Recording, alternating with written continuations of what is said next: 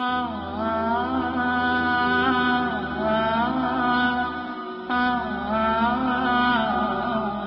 نام عرفان محمود برک ہے، لاہور میں میں رہتا ہوں اور شعبہ صحافت سے میرا تعلق ہے۔ مختلف اخبارات، اسلامی جرائد، رسائل، اس میں آرٹیکلز بھی لکھتا ہوں۔ ہمارے خاندان میں جو قادیانیت کا جو سلسلہ ہے وہ میرے دادا سے شروع ہوا۔ بچپن کے زمانے میں انہوں نے قادیانیت کو قبول کر لیا، کوئی علم نہیں تھا، معلومات نہیں تھیں، پڑھے لکھے نہیں تھے، جسٹ مرزا قادیانی کو مجدد کی حیثیت سے مان لیا اور اس کے ہاتھ پہ بیعت کر لی۔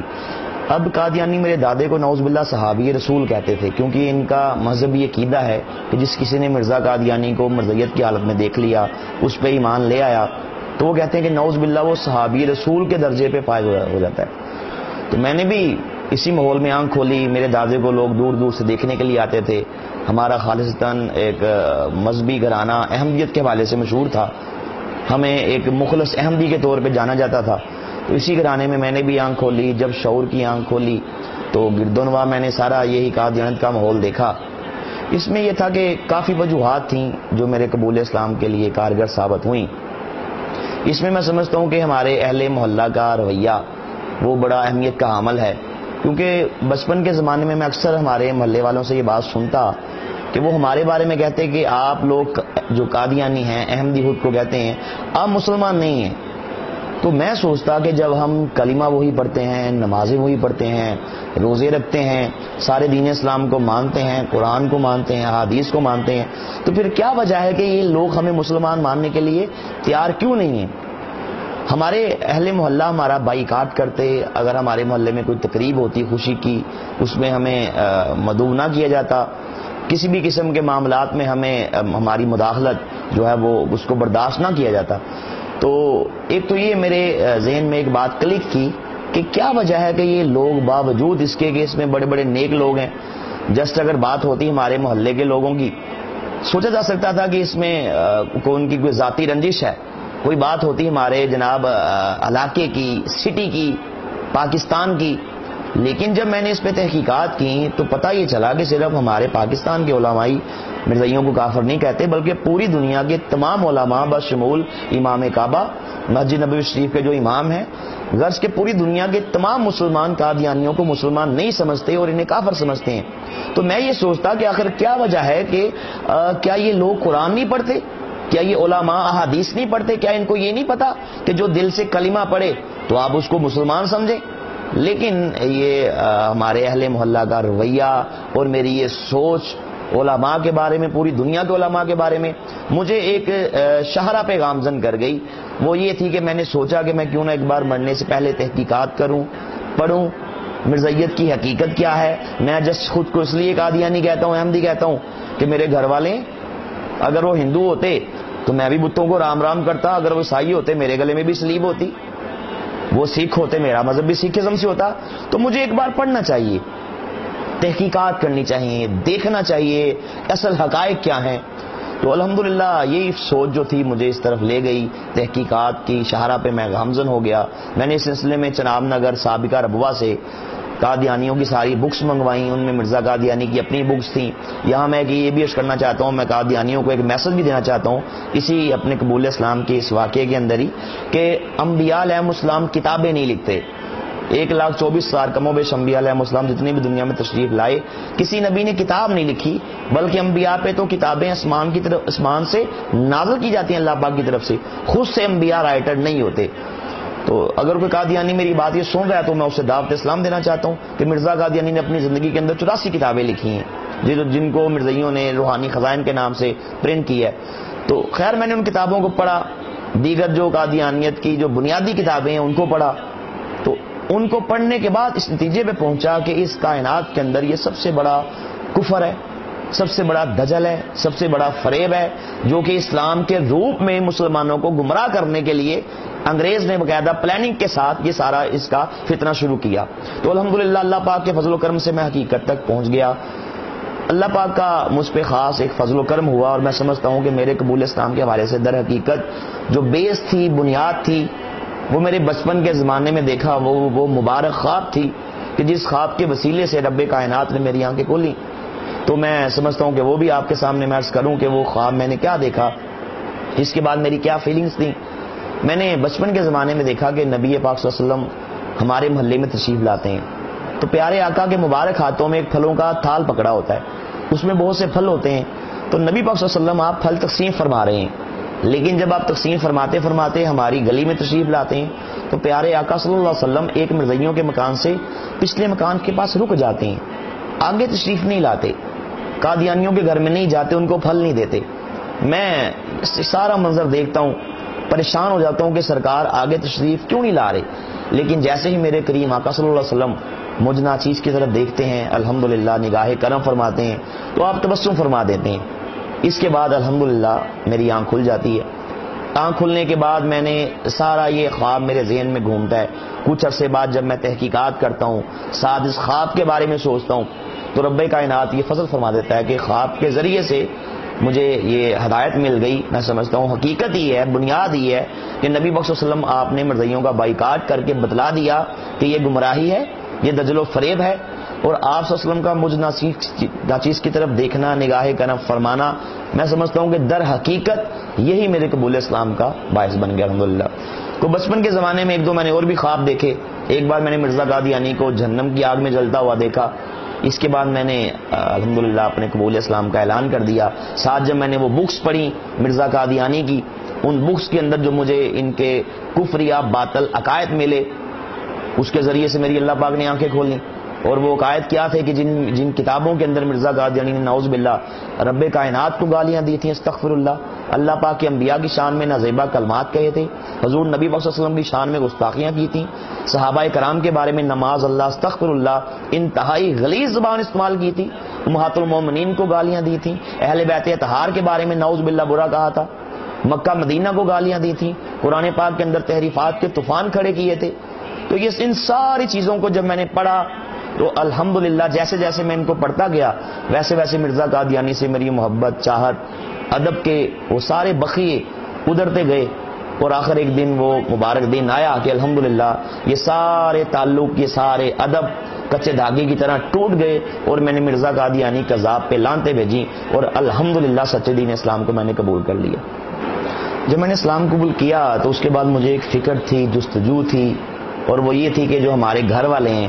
جیسا کہ میرے دادا ابو نے اس کو قبول کیا, اس کے بعد جو ہماری ساری فیملی تھی, خاندان, وہ ایک بھیڑ چال چلتے ہوئے, نہ کسی نے کچھ دیکھا نہ کسی نے کچھ سوچا, وہ اس مرضیت کے اندھے کنویں میں گرتے چلے گئے. تو مجھے یہ فکر تھی کہ میں ان کو کسی طرح سمجھاؤں, ان کو میں قائل کروں, دلائل سے ان کو بتاؤں کہ آپ لوگ گمراہ ہو چکے ہیں, اور آپ کا اگر آپ اسی میں گمراہی میں آپ کی موت ہو گئی تو ٹھکانہ جہنم ہے, جہاں پہ آپ کو کوئی نہیں نکال سکتا, کائنات کی کوئی طاقت, کوئی دولت آپ کو وہاں سے نہیں نکال سکتی. تو یہ فکر تھی کہ کسی طرح میرے پیارے, میرے گھر والے, میرے اپنے وہ جہنم کی آگ میں نہ چلے جائیں. اسی فکر کی وجہ سے میں نے الحمدللہ ان تک دعوت پہنچائی, اسلام کی میں نے ان کو تبلیغ کی, انہیں بتایا کہ جس کو آپ امام مہدی سمجھتے ہیں, مسیح موت خیال کرتے ہیں, ذلی بروزی نبی مانتے ہیں, وہ کائنات کا بدترین کافر تھا, اس کی کیا عادات تھیں, اس کے کیا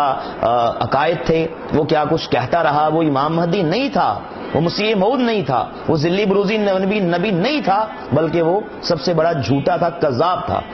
تو الحمدللہ میں نے اسی فکر کے تحت ان تک جب یہ میسج کنوے کیا تو اللہ پاک کا بڑا احسان ہوا, فضل و کرم ہوا کہ میری پیاری والدہ محترمہ مرحومہ, خدا غریق رحمت کرے, کہ آپ نے اپنی وفات سے 1.5 ماہ قبل الحمدللہ آپ نے باقاعدہ مرزیت پہ لانتے بھیجی اور آپ نے اسلام قبول کر لیا. اس کے بعد میرے 2 بھائی الحمدللہ ان تک میں نے اپنا میسج کنوے کیا. اللہ پاک کا فضل و کرم ہوا کہ وہ ود فیملیز الحمدللہ انہوں نے بھی مرزیت سے توبہ کی اور انہوں نے بھی اسلام قبول کر لیا. اس کے بعد میں نے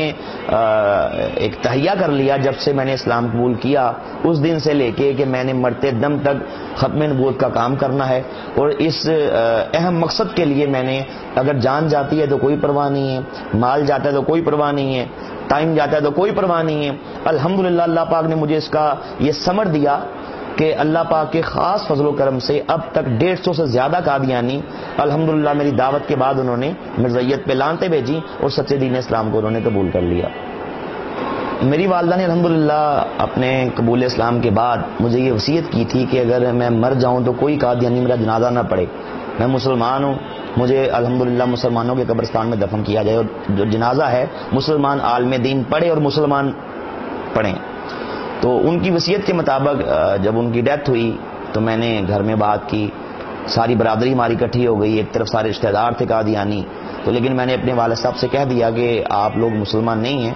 اور یہ شرعی مسئلہ ہے کہ کوئی بھی قادیانی کسی مسلمان کا جنازہ نہیں پڑھ سکتا، اور میری والدہ کی یہ وصیت ہے اس لیے آپ جنازہ نہیں پڑھ سکتے۔ خیر انہوں نے کافی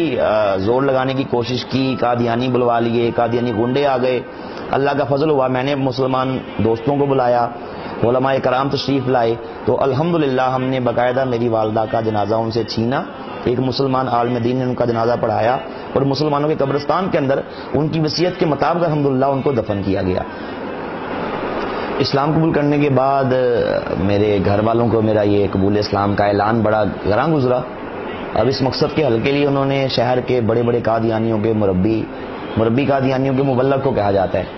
تو ان کو بلانا شروع کر دیا کہ وہ مجھے گھر آ کے سمجھاتے کہ نعوذ باللہ دنیا کے اندر صرف ایک ہی دین سچا ہے اور وہ احمدیت ہے، باقی سب گمراہی ہے۔ تو اللہ پاک کے فضل و کرم سے ان کے بڑے بڑے قادیانیوں کے مبلغ آئے، ان کے مربی آئے، لیکن چونکہ میری تیاری تھی، میں نے اس کو پڑھا ہوا تھا، تو میرے سامنے ان کا کوئی بس نہ چلتا۔ اس میں ایک میں بڑا ہی دلچسپ واقعہ آپ کے سامنے عرض کرنا چاہتا ہوں کہ ایک بار میرے والد صاحب شہر لاہور کے سب سے بڑے ان کے مربی ان کو بلا کے لے آئے کہ اس سے بات کر کے دیکھو یہ تمہیں بتائے گا کہ ہماری جو احمدیت ہے یہ سچ ہے اور باقی سب گمراہی ہے۔ تو جب ہمارے گھر میں آ کے وہ بیٹھ گیا، میں نے کہا میری بھی شرط ہے کہ گھر کے باقی افراد بھی ہماری گفتگو کو سنیں گے۔ انہوں نے کہا ٹھیک ہے، یہ تو بڑی اچھی بات ہے۔ جب میں نے مربی سے گفتگو شروع کی تو میں نے اس سے سوال کیا، میں نے کہا مجھے ایک بات بتائیے گا کہ کیا آپ کبھی تھیٹر دیکھنے گئے ہیں؟ کہتا جی تھیٹر دیکھنے تو آوارہ قسم کے لوگ جاتے ہیں، فاسق قسم کے لوگ جاتے ہیں، فاجر قسم کے لوگ جاتے ہیں، لچے لفنگے بدماش ایاز قسم کے لوگ جاتے ہیں، شرفا وہاں پہ نہیں جاتے، نیک لوگ وہاں پہ نہیں جاتے، متقی لوگ نہیں جاتے۔ جب میں نے اس کی یہ بات سنی تو میں جڑ سے اٹھا، میرے پاس کتاب تھی، قادیانیوں کی بڑی مشہور کتاب ہے، اس کا نام ہے ذکر حبیب، لکھنے والا ہے مفتی محمد صادق جو مرزا قادیانی کا قریبی مرید تھا اور جس کو نعوذ باللہ قادیانی صحابی رسول کہتے ہیں۔ وہ میں کتاب اٹھا کے لے آیا، میں نے کہا جی مربی صاحب بتائیے گا یہ کتاب آپ کی ہے؟ انہوں نے کہا جی ہماری ہے۔ لکھنے والا مرزا صاحب کا مرید ہے؟ کہتے جی مرید ہے۔